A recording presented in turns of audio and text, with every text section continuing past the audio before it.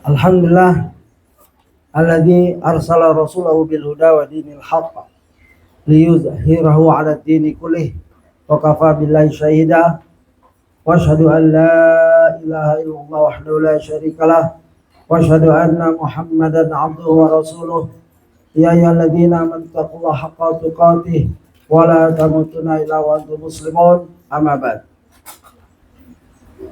Anak-anakku sekalian, ibu guru dan bapak-bapak yang hadir, alhamdulillah kita lanjutkan kajian kita yang ke-88 mungkin ya, dalam rangka menyelesaikan kajian yang sangat bermanfaat karya Ustadz kita, putra Indonesia, anak bangsa istilahnya, Sirah Nabawiyah, belajar meraih cinta sejati pada Sang Rasul SAW. Beliau ya sangat produktif dan kita doakan agar panjang umurnya sehingga bisa bermanfaat untuk kita semua. Ya. Adapun pada kesempatan ini kita sudah sampai pada peristiwa-peristiwa penting sebelum lahirnya Rasulullah SAW. Kita telah menunggu kelahiran Rasulullah SAW dari sejarah ini sudah berlembar-lembar dengan berbagai kisah, dengan berbagai ilmu, disiplin ilmu, ya, dan manfaat yang bisa kita amalkan. Sampailah pada peristiwa-peristiwa penting sebelum lahirnya Rasulullah SAW. Jadi memang banyak sekali rentetan peristiwa, urutan sebelum Rasulullah lahir. Betapa agungnya Allah menyiapkan hambanya yang terakhir ini, Rasulnya maksudnya yang terakhir, nabinya yang terakhir, ya, begitu lengkap persiapannya yang kita tidak pikirkan. Dan banyak orang membaca sejarah ini nangis dan ya sedih dan beriman, langsung masuk Islam. Ya, di barat sekarang sudah banyak susunan berbahasa mereka, ada yang berbahasa Jepang, Cina, Inggris. Pada peristiwa penting sebelum lahirnya Rasulullah SAW, Ustadz mengutip pertama, ya ada beberapa macam peristiwa, ada berbagai peristiwa. Yang pertama adalah kisah air Zam-Zam. Apa hubungan peristiwa-peristiwa sebelum lahirnya Rasulullah dengan kisah air Zam-Zam? Ini dibacakan. Kita sudah bahas air Zam-Zam di bab waktu Hajar dan Ismail, ya, hijrah, dan merekalah penemunya. Air Zam-Zam pertama kali muncul di zaman Nabi Ismail alaihissalam, sebagaimana telah dijelaskan sebelumnya. Namun ternyata sumur Zam-Zam sempat menghilang selama beberapa abad. Jadi setelah Ismail memiliki air Zam-Zam dan keluarganya, itu sempat hilang, ya, disebabkan oleh kemaksiatan yang merajalela di Mekah, sehingga lama-kelamaan keberadaan sumur Zam-Zam semakin terlupakan dan orang-orang tak lagi mengingat letak dan posisinya. Selagi benda di dunia apa saja, ya, Zam-Zam pernah hilang, ya, nanti ditemukan lagi. Dan sebelum di zaman kita pun belum lama, Zam-Zam pernah dikuasai oleh kerajaan Fatimiyah Mesir, Syiah. Ya, Hajar Aswad diambil, dibawa ke Mesir, dan Zam-Zam diuruk. Muslim dibunuh, dicemplungkan ke sumur Zam-Zam. Begitu sadisnya Syiah, ya. La'natullah alaihim. Nah, pada saat ini kisah ini Zam-Zam dilupakan, ya, karena banyaknya dosa manusia. Ketika sudah dekat kelahiran Nabi Muhammad SAW, Allah Jalla Jalaluhu hendak mengembalikan Zam-Zam. Ya, hilang, ditemukan oleh Ismail, hilang lagi, ya, mendekati kelahiran Rasulullah, Allah ingin menampakkan Zam-Zam lagi. Dalam sebuah asar tahu ya, Kalau hadis ada asar. Asar biasanya qaul sahabat, tabi'in, gitu.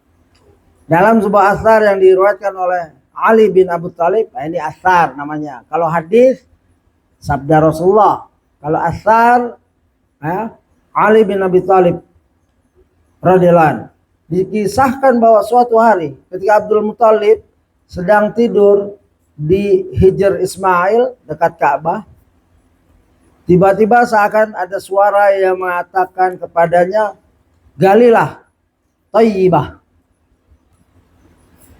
Kenapa kita mengutip mimpi? Mimpi ada beberapa macam. Mimpi dari Allah, mimpi dari syaitan, mimpi dari panggilan hasrat kita, misalkan ingin HP, ya, ingin HP baru, sampai mimpi-mimpi, satu dibangunin, marah, ya, sama ibunya. Ibu, saya baru saja mau dapat HP, bangunin. Ya udah, bad luck. Itu hasrat. Atau fisik, kondisi fisik, misalkan ketekan tangan kanan, ya mimpinya ada orang mau motong tangan kanan kita. Begitulah. Mimpi-mimpi yang kita sedang bicarakan ini mimpi kebenaran dari Allah. Jadi orang datang ke Abu Thalib, ya, Abdul Muthalib. Ingat, Abdul Muthalib adalah kakek Nabi, namanya Syaibah.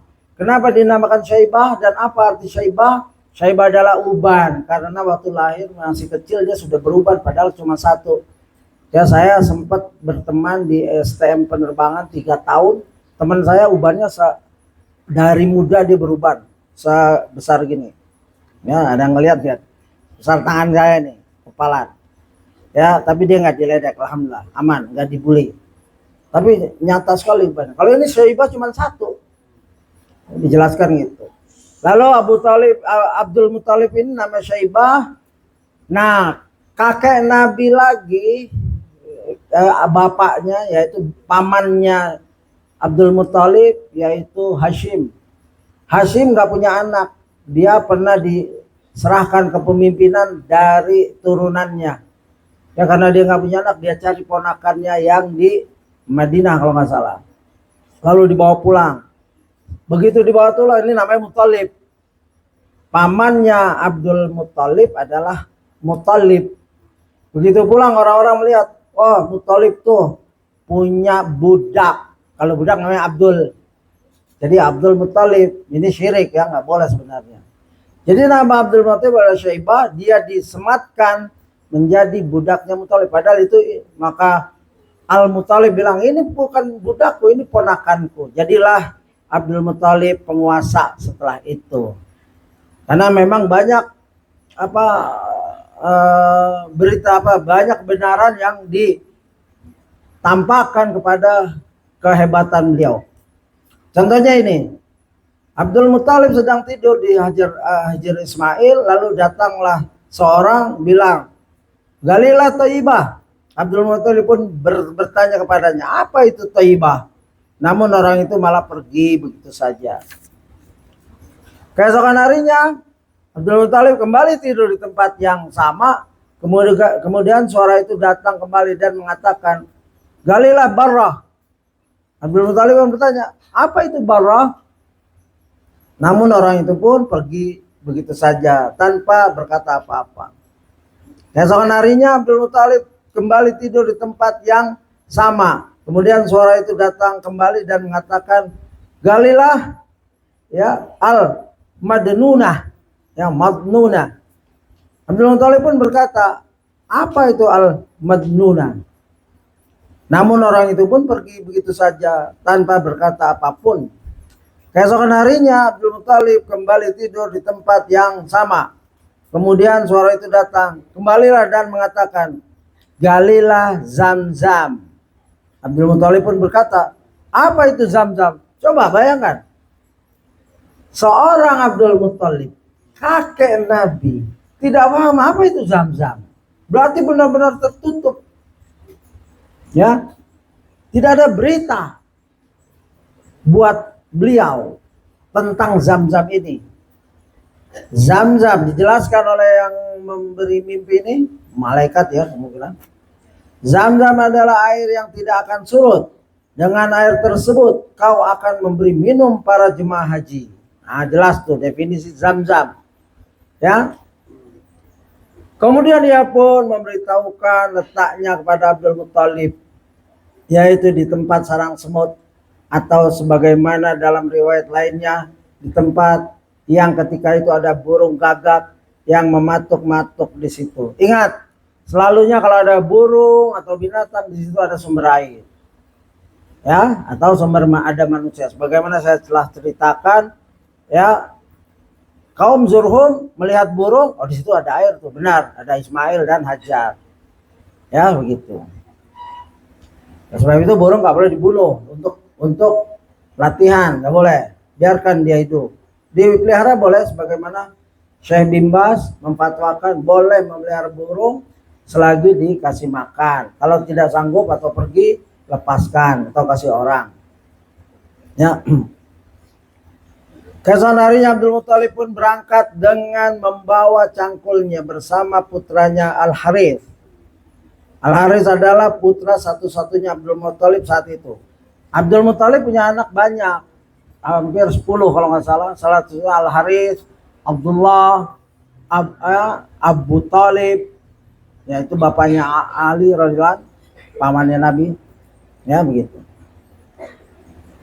Tapi pada saat ini baru Al-Harith. Ya, mulailah Abdul Muthalib menggali lokasi tersebut hingga mulai tampak tanda-tanda adanya sumur. Ketika kaum Quraisy mengetahui bahwa Abdul Muthalib telah menemukan Zam-Zam, mereka pun bergegas mendatangi Abdul Muthalib seraya berkata, mereka itu orang-orang yang hidup di kalangan Mekah pada saat itu. Wahai Abdul Muthalib, sumur tersebut adalah sumur kakek kita, Ismail. Tapi kalau sejarah mereka tahu ini. Kami juga punya hak terhadap sumur tersebut. Maka marilah kita bersama-sama memiliki sumur tersebut. Abdul Muthalib pun menjawab, tidak. Sumur ini telah dikhususkan menjadi milikku. Namun demikian aku akan tetap berbagi airnya dengan kalian. Ingat itu. Ya, saya pernah bilang founder, penemu, pemilik dihargai. Ya, jangan disaingi. Nanti kami akan bagi, kata Abdul Muthalib. Ini sudah sunatullah, hukum yang berlaku, akad yang berlaku. Mereka pun berkata, bersikap adillah wahai Abdul Muthalib, karena jika tidak, kami tidak akan membiarkanmu menguasai sumur ini sampai kita mengangkat perkara ini kepada seorang hakim. Abdul Muthalib pun menyetujui hal itu dan meminta mereka untuk memilih hakim manapun yang mereka kehendaki. Abdul Muthalib berani, ayo silahkan bawa ke hukum mana yang kamu mau. Mereka pun memilih seorang dukun perempuan di negeri Syam. Begitu dukun perempuan, sesuai dengan qul ya, a'udzu birabbil falaq min syarri ma khalaqa wa min syarri ghasiqin idza waqaba wa min syarri nafatsati fil uqad. Ya. Dukun wanita yang suka meniup-niup kejahatan. Dan ada satu asnam idol patung yang dihancurkan oleh Khalid bin Walid atau Ali radhiyallahu di dalamnya jin wanita. Gitu. Nah ini sejarah, ini bukan mendiskreditkan wanita ya, bukan. Banyak dukun laki juga. Ya, sebagaimana ayat nasihat ya jangan saling mencela itu ditujukan kepada wanita, tapi banyak laki juga saling mencela. Ya. Akhirnya Abdul Muthalib pun berangkat bersama beberapa orang dari Bani Abdul Manaf. Lihat, Bani Abdul Manaf itu masih keluarga, satu marga ya. Jadi Fihir bin Malik mempunyai anak Haris, Ghalib dan lain-lain. Terus ini turunan keberapa begitu ya. Nanti kita kalau ada waktu kita lihat sedikit biar paham. Dan suku Quraisy lainnya. Ini mereka Quraisy. Quraisy cabangnya banyak. Quraisy yang asli adalah Fihir bin Malik, kakek Nabi yang ke-7 atau 8 gitu. Mereka membagi rombongan menjadi 2. Rombongan pertama berangkat duluan, yaitu rombongan Abdul Muthalib bersama timnya. ya, jadi dua tim ya, saling mencari keadilan. Ya, Abdul Muthalib dan saudara-saudara Bani Abdul Manaf. Sedangkan rombongan kedua berangkat belakangan, yaitu rombongan kabilah-kabilah Quraisy lainnya, tidak disebut sini, yang menuntut untuk diberikan hak kepemilikan Zam-Zam. Ketika mereka berada di tengah padang pasir, tiba-tiba rombongan Abdul Muthalib kehabisan air. Sementara perjalanan masih sangat jauh, rombongan Abdul Muthalib yang sudah sangat kehausan pun meminta sedikit air kepada rombongan kedua. Namun mereka menolak untuk memberikan persediaan air mereka. Melihat kondisi rombongan yang sudah sangat mengenaskan karena kehausan, Abdul Muthalib pun memerintahkan mereka untuk menggali kuburan masing-masing, agar jangan sampai mereka akhirnya tergeletak mati begitu saja tanpa ada yang menguburkan. Mulailah mereka menggali kuburan masing-masing. Rombongan kedua pun melihat fenomena ini, namun mereka tetap enggan memberikan air kepada Abdul Muthalib dan rombongannya. Nah, ini sadis ya, melihat saudaranya satu Quraisy kehausan tidak dikasih air, padahal tujuan mereka ini untuk masalah air. Ya, di sini Allah coba, kamu punya air nggak ngasih saudaranya, ya, padahal urusan air nih. Setelah lubang-lubang kuburan tergali, Abdul Muthalib pun ya berubah pikiran dan memotivasi rombongan untuk terus berusaha ya berjalan mencari sumber air. Sampai titik darah penghabisan, mereka pun mulai menaiki unta masing-masing dan bersiap untuk kembali melanjutkan perjalanan. Ketika Abdul Muthalib menaiki untanya, tiba-tiba dengan izin Allah dari kaki untanya keluarlah mata air yang deras. Abdul Muthalib dan rombongan pun meminumnya dan mengisi kantung-kantung air mereka. Tak lupa Abdul Muthalib juga memanggil rombongan kedua untuk ikut minum dan mengisi ulang persediaan air mereka. Coba, begitu karim ya, begitu baiknya Abdul Muthalib kakek Nabi ini.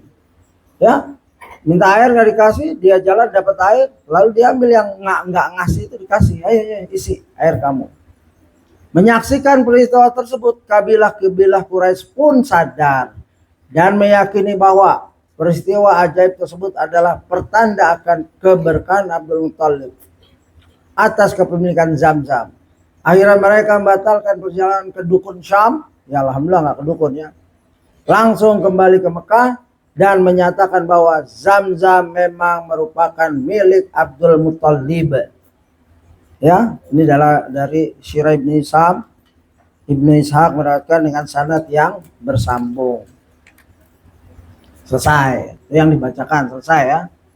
Jadi ya adik-adikku, anak-anakku sekalian, ya rekan guru, betapa agungnya proses diutusnya Rasulullah SAW. Dari kakeknya ya, itu orang-orang mulia, kakeknya. Dan itu silahkan yang punya aplikasi lihat halaman 256. Siapa Abdul Muthalib? Jadi kakeknya kakek Nabi yang pertama adalah Fihr. Ini yang disebut Fihr bin Malik, itu yang Quraisy.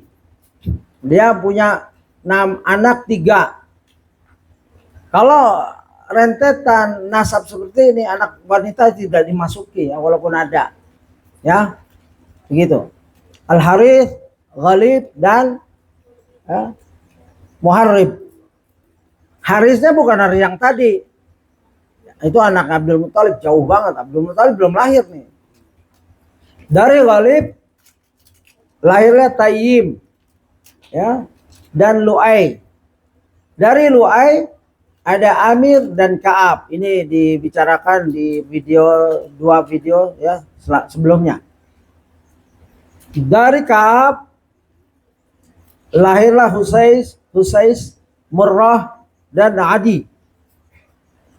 Dari Husais lahir Saham dan Jummah. Ini nggak menurunkan Nabi. Yang menurunkan Nabi adalah darah Nabi adalah di Murrah, yaitu Makhzum, Taim dan Kilab. Kilab artinya anjing. Ya, biasa orang Arab Ada pepatah mereka, kami namakan anak-anak kami untuk musuh-musuh kami, karena mereka selalu berperang, baik antara suku lain. Kami menamakan anak-anak kami adalah untuk musuh-musuh kami. Makanya kami menamakan anak kami adalah anjing. Kalau anjing karena sering berburu. Kilap sejarahnya begitu. Kami namakan anak kami Asad, singa. Usama, singa. Ya. Banyak lagi. Sama, Laith, singa. Banyak itu singa. Kan ada 1000. Ya. Agar dalam peperangan nanti dia manggil anaknya, Asad, bunuh itu musuh. Singa, ya mereka paham artinya. Laith, bunuh itu musuh kamu yang di samping kamu, begitu. Kalau namanya yang remeh temeh, ya misalkan Hello Kitty, bunuh. Nggak lucu kan? Nama Hello Kitty, perang apa? Ya, jadi namakan anak kita sesuai dengan harapan kita. Kalau ingin taat, namakan ulama-ulama, boleh. Ya, ini belajar dari nasabnya para kakek-kakek Nabi. Qusay, ya. Dari Kilab mempunyai Zuhra dan Qusay. Dari Qusay mempunyai Abdul Manaf. Nah ini, ya, Abdul Dar dan Abdul Uzza. Ini nggak boleh nih. Abdul Uzza hambanya Uzza, patung. Dari Abdul Manaf lahirlah Naufal. Abdul Syam, ini juga nggak boleh, hambanya matahari. Dan Hashim, Al-Muttalib. Nah, Al-Muttalib deretannya di Hashim, Abdul Syam, Naufal. Hashim tidak punya anak, tapi Al-Muttalib, Hashim menurunkan. Punya anak namanya Abdul Muttalib. Nah ini. Dari Hashim punya anak, satu-satunya anak adalah Abdul Muttalib. Begitu. Lalu kenapa kok jadi Abdul Muttalib jadi Abdul Muttalib, padahal Abdul Muttalib itu pamannya. Nah, karena yang Hashim meninggal, kekuasaan dipimpin oleh Al-Muttalib. Waktu Al-Muttalib nggak punya anak, maka dicarilah ponakannya yang disebut Abdul Muttalib. Namanya Syaibah tadi, kakek Nabi. Nah, dari Abdul Muttalib punya anak banyak. Ya, Huzar, Abdul Ka'bah. Ini juga boleh Abdul Ka'bah. Nah, Az-Zubair, Al-Harith. Nah, yang tadi nih. Ya, Abdul Muttalib punya Al-Harith. Dia yang membantu menggali tadi. Abdullah, nah ini nama anak Nabi. Ya, bapaknya Nabi. Abu Lahab, ini paman Nabi. Ya. Al-Ghaidab, ya. Hamzah, Al-Abbas, Abu Talib, ya ini bapaknya Ali. Dari Abdullah lahirlah Nabi Muhammad SAW. Jadi adik-adik, anakku, begitulah rincian sejarah Nabi kita yang begitu agung. Kalau kita yang tidak baca, siapa yang kita minta baca? Yahudi baca, jangan bilang tidak. Orang Barat baca dan menerjemahkan. Ada namanya Tarikh At-Tabari. Itu 11 jilid atau 12 jilid. Diterjemahkan itu 40 jilid. Saya sudah download itu. Bahasa Inggris. Itu terdiri dari 100 lebih orientalis yang ahli bahasa Arab, mereka menerjemahkan. Mereka nggak peduli sahih apa atau dhaif atau palsu. Tapi kebelakangan ini banyak ulama-ulama memilah-milih. Ya ada sahih, dhaif, at-Tabari, Tarikh at-Tabari, sahih, Tarikh at-Tabari. Ya, tapi boleh baca itu syaratnya membaca yang lain. Ya. Dan sudah diterjemahkan sahih, Tarikh at-Tabari. Ini masalahnya mau baca apa enggak. Kalau ada anak-anakku tidak sekalian punya waktu tidak baca, maka akan rugi. Karena ulama, ya, saya selalu berpendapat kalau saya diberi waktu 200 tahun, saya tinggal di dalam goa, tapi lengkap goanya, ada tab, laptop dan lain-lain. Saya nggak keluar-keluar kecuali makan, minum, sholat atau sholat di situ berjamaah. Itu nggak akan habis kitab-kitab yang ada di tab saya ini, nggak akan habis. Ya, bahasa Arab, bahasa Inggris, bahasa Indonesia. Apalagi bahasa-bahasa yang kita perlu dalami, misalkan bahasa Yunani, begitu. Jadi inilah ilmu. Jadi ada kalau buang waktu dari sekarang, Ya, bilang nanti aja kalau udah tua baru bisa baca kitab, ya baru bisa mau baca kitab Islam, rugi. Bahkan salah satu ulama kalau nggak salah Taqiyuddin Al-Hilali atau ulama lain bilang, andaikan kita dikasih usia 1000 tahun membaca agama ini, ajaran agama ini tidak cukup usia kita. Karena begitu luasnya. Al-Quran saja sudah dikumpulkan, yang sudah di internet itu ada 100 lebih. Dan satu tafsir ada 40 jilid. Hadis ada ratusan. Saya baru dapat telegram, hadis itu sudah kitab-kitab hadis, ilmu hadis, mustalah hadis, jarh wa ta'dil. Nah ini saya sebutkan nggak tahu nggak apa-apa, agar tahu aja. Mu'jam dan lain-lain itu 16.000 jilid. Di antara 16.000 itu ada yang satu judul 40 jilid begitu. Jadi adik-adikku, inilah Islam. Jangan rendahkan Islam dengan kebodohan kita. Ya, kita ini dididik oleh Allah, oleh Rasulnya untuk cerdas. Coba bagaimana tidak cerdasnya Imam Bukhari menghafal sejarah. Beliau punya tarikh akbar. Itu isinya sejarah. Tabari mempunyai kitab namanya Tafsir At-Tabari, sudah diterjemahkan puluhan jilid. Silakan berterjemahkan, silakan. Waktu dia menulis selesai, dia keluar ke murid-muridnya, aku baru saja selesai kitab puluhan jilid, siapa mau yang baca silahkan. Begitu ulama tuh. Muridnya bilang, habis waktu kami untuk baca. Tabari sedih, aku menulis untuk kamu nggak ada waktu untuk baca. Iya, terlalu banyak jilidnya. Lalu diringkas. Ringkasannya saja ini sekitar 11 jilid, 12 jilid. Barulah kita bisa menggali tentang sirah ini. Sirah Abdul Thalib, Abu Thalib, ya nanti ada peperangan, syair-syair mereka. Saya sudah mendapatkan syair Abu Thalib, pamannya Nabi. Ya, ada buku kecil syair-syair. Rupanya beliau penyair juga. Hampir tokoh agama Islam, ulama Quraisy itu bersyair dan punya dikumpulkan oleh syair. Syair dikumpulkan oleh ulama. Mereka nggak nulis, nggak cetak, tapi mereka bersyair. Ada di sini, ada di beberapa kitab dikumpulkan. Di antara kesedihan Abu Thalib waktu anaknya mengaku Nabi, lalu Quraisy menolak. Ya, Abu Thalib sedih. Dia bangun malam, ini terjemahannya saja. Ya, aku bangun malam, aku termenung tentang anak ini, yaitu Muhammad. Kenapa mereka menolaknya? Padahal anak ini anak terbaik, akhlaknya dan lain-lain. Ya, itu syair kesedihan tentang Abu Thalib. Walaupun Abu Thalib nggak masuk Islam, ya yang kuat begitu karena ayat itu, ya salah satu asbabun nuzul kalau tidak salah.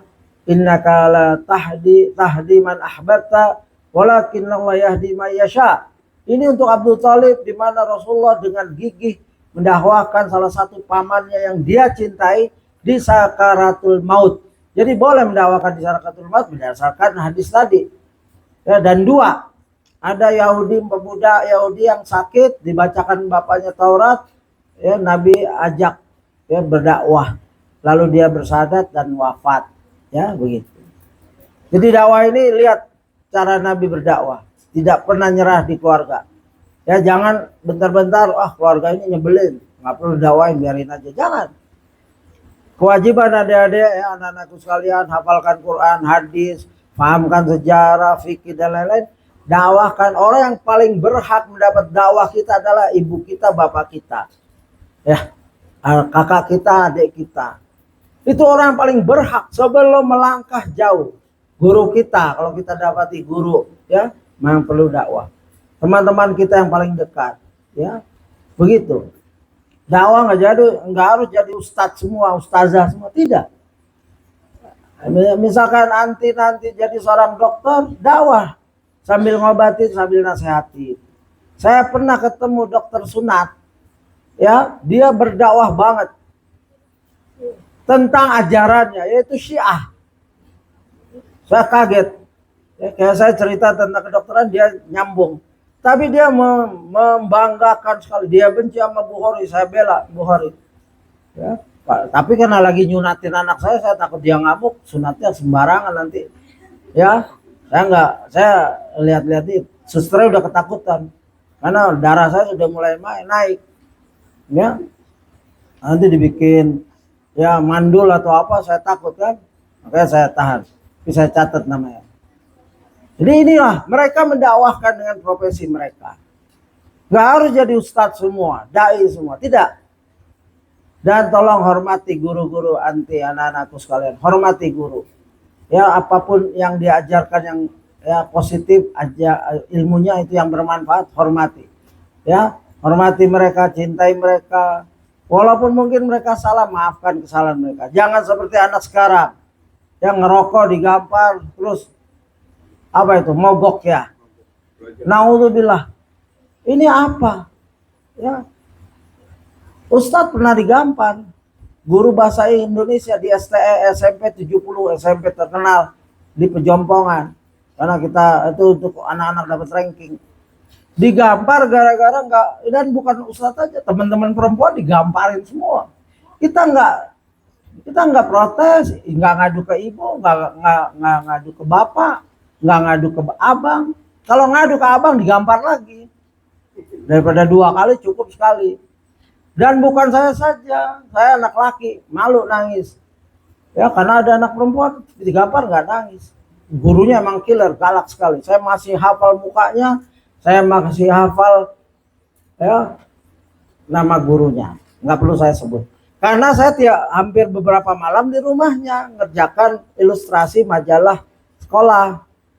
Nggak dibayar, tapi saya dikenal aja digampar, malah nggak dikenal. Kalau saya makan gratis di istrinya ngejual, kamu boleh ambil gratis 3 potong begitu, karena saya nulis ilustrator penggambar. Jadi guru hormati, dia yang membawa kita kepada pengetahuan. Kita nggak akan bisa baca sejarah ini baik bahasa Inggris, bahasa Arab, bahasa Indonesia tanpa melalui jasa. Ya 1 huruf, 2 huruf mereka mengenalkan kita. Ya, jangan ikut anak-anak sekarang. Ya, bentar-bentar ngadu ke orang tuanya, bentar-bentar ngadu polisi. Apa? Mau jadi apa kita kalau selalu mengugat guru kita? Kesalahan guru kita maafkan. Sebagaimana mereka memaafkan kita sejak awal, baru kenal alif, ba, ABC, ABC.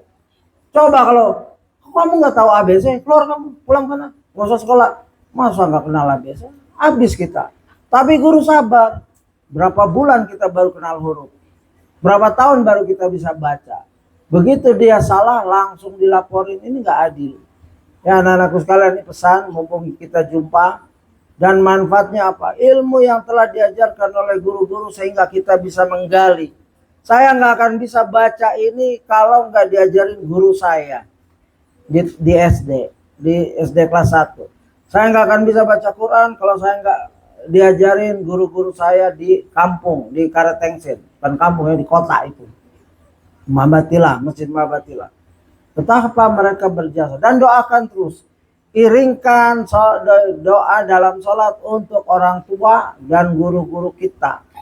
Sehingga saya bisa duduk begini, ngajarkan ke kamu ya tentang air zam-zam. Ya, kalau kalian nggak bisa baca, masa mungkin. Jadi ini apa? Iqra, surat Al-Quran, Iqra menandakan bahwa agama ini ilmiah. Ya, agama ini menampung orang-orang yang cerdas, jenius, dan menampung orang-orang yang lemah akal.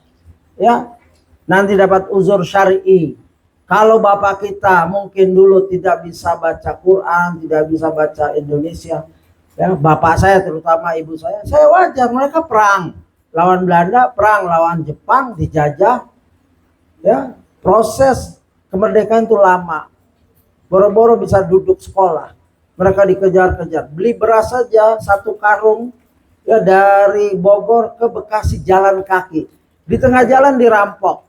Yaitu ayah saya cerita kayak gitu. Apakah kita ngalamin? Jadi apa yang dialami oleh orang Palestina, begitulah kalau dijajah. Ya mau air setetes saja dia harus menjilat di bekas minuman orang. Ya adik-adik nggak harus ngalamin kayak gitu, maka bersyukur. Waktu luang gunakan untuk belajar, membaca, bertanya, ya begitu. Wallahu alam, saya cukupkan. Masih ada 5 menit lagi. Kalau ada pertanyaan, ada silakan. Ada pertanyaan? Adik? Tidak ada. Baik, sisa 5 menit saya bacakan fatwa. Apakah boleh menghadiahkan air zam-zam kepada non-muslim yang sedang sakit? Ini fatwa ya, fatwa ulama ya di Islam and question and answer.